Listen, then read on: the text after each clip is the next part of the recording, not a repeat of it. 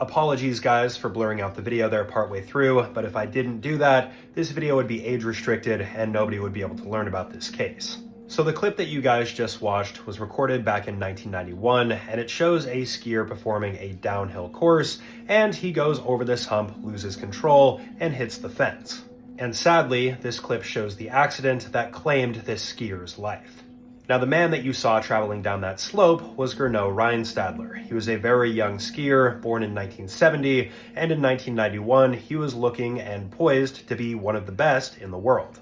And seeing as he was a promising young talent, he decided that he was going to compete in the Lauberhorn downhill ski race. This happens every single year mid-January, and it is one of the most coveted and watched skiing events in the world. And prior to the official Lauberhorn race happening, skiers are allowed to do some runs to train and really get familiar with the course. On January 19th, Gernot was doing one of these runs when something went horribly wrong.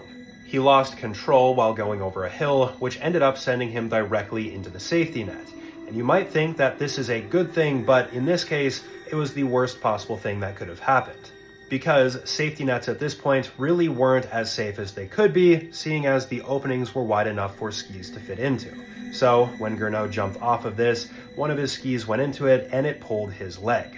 In fact, this impact yanked on his leg so hard that he ended up suffering a pelvic fracture and internal bleeding, and towards the end of the video, again, I'm not going to show it, but he can be seen sliding down, and there's a trail of red liquid being left behind him. You guys catch my drift.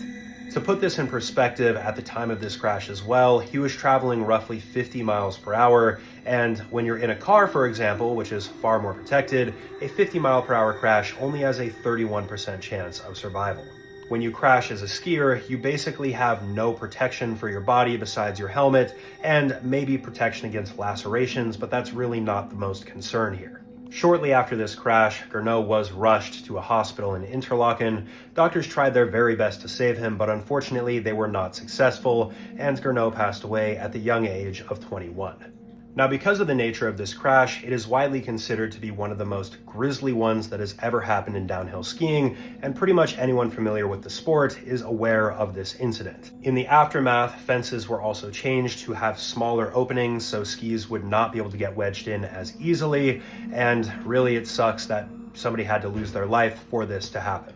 As always, let me know what you guys think about this case in the comment section below. Drop a comment letting me know what you want to see next. I have my Patreon linked in the description here as well if you want to check that out and help support the channel, and I'll see you guys in the next video. Peace out.